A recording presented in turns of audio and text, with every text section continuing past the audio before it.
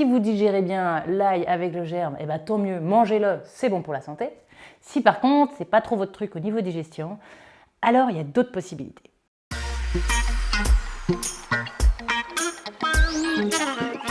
Et en hiver, en termes de légumes, on ne sait pas toujours quoi manger. Alors aujourd'hui, je vais aller acheter des aliacées. Alors des aliacées, c'est quoi? C'est l'ail, l'oignon, le poireau. Parce que ce sont des légumes qu'on peut retrouver toute l'année, mais ils sont très intéressants en hiver. Et notamment le poireau, c'est sa pleine saison, même si on le trouve toute l'année. Donc c'est parti, même si on ne dirait pas qu'on est en hiver.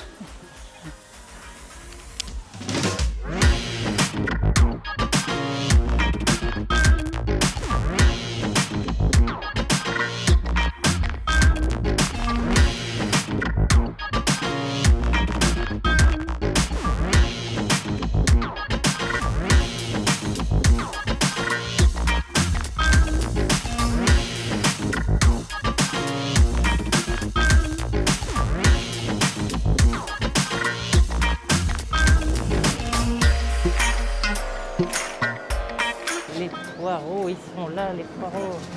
Parfait, merci. Parfait.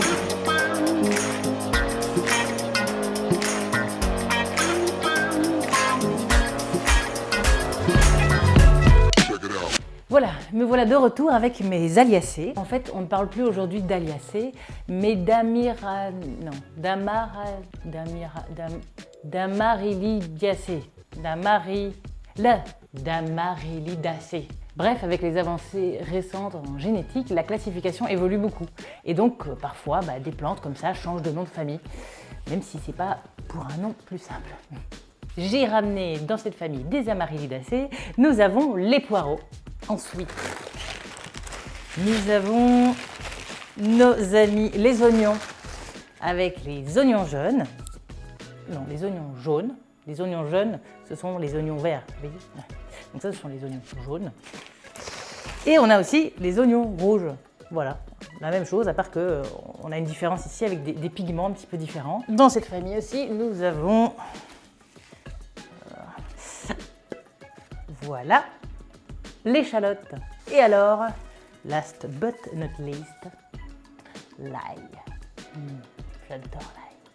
Alors c'est une famille de légumes que j'affectionne particulièrement et je les trouve vraiment super parce que ça peut servir à faire plein de choses. On peut faire de la soupe avec du poireau, mais aussi de la soupe à l'oignon. Mais c'est aussi l'ail et l'oignon, c'est vraiment des choses qu'on va mettre dans tous nos plats. Il n'y a rien à faire, c'est super bon. Et en plus, ce sont des alliés santé, des aliacées santé. D'ailleurs, alors ce que je fais, j'ai toujours un super petit plat comme ça chez moi, dans lesquels je mets voilà, mon ail, mes échalotes, mes oignons. Et alors, ce qui se passe, c'est parfois j'oublie. J'y pense et puis j'oublie.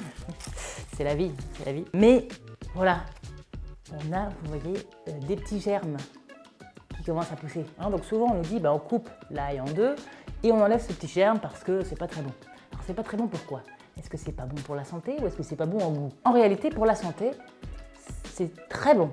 Il y a même des recherches récentes qui ont montré que ce qu'il y a dans les germes, justement, c'est un bon concentré d'antioxydants et de tout ce qu'on veut. Oui, en réalité, un germe, c'est une future petite plante, une petite plantule qui sort du bulbe. Eh bien, ces petites plantes qui sont en train de pousser sont plus fragiles et donc elles peuvent être plus exposées à des bactéries ou des virus et donc elles produisent certaines substances pour se protéger. Ces substances seraient bonnes pour nous.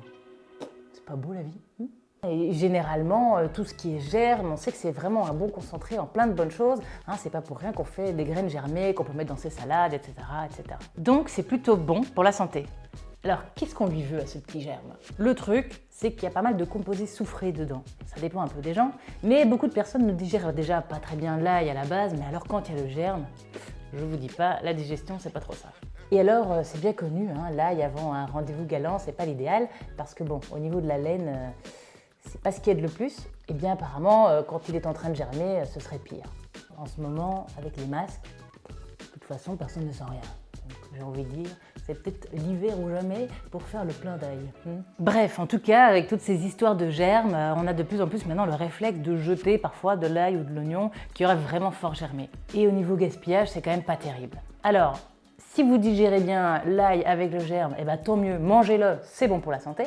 Si par contre, c'est pas trop votre truc au niveau digestion, Alors, il y a d'autres possibilités. Soit, en effet, vous l'enlevez, soit vous y allez à fond et au contraire, vous le faites davantage pousser. Vous prenez un petit verre, vous mettez un petit fond d'eau, pas trop, hein, il ne faut pas que l'ail ou l'oignon soit complètement immergé, juste qu'il ait accès à un petit peu d'eau dans le fond. Vous enlevez les petites peaux qui sont plus solides, qui sont plus dures, et puis vous attendez, vous mettez ça devant la fenêtre. Et alors, après quelques jours, ça va se développer comme un oignon jaune ou encore les cébettes. Eh bien, c'est nickel! Vous découpez en petits morceaux, vous mettez ça dans une omelette, dans une salade, les plats asiatiques, ça va très très bien. En fait, dans n'importe quel plat, vous mangez ça cru. Et là, le fait d'avoir poussé, on n'a plus autant ce côté soufré et fort. Et en fait, on a quelque chose de super bon. Et donc, on arrête de jeter son ail germé, on se refait une santé.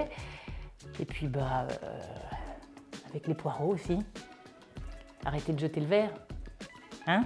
Un poireau, ça fait cette taille-là? Pourquoi est-ce qu'on coupe toujours là? Alors, c'est vrai que c'est un petit peu plus coriace, un peu plus fibreux. Vous savez quoi? Cette partie-là, dans une soupe ou pour faire votre bouillon. Voilà.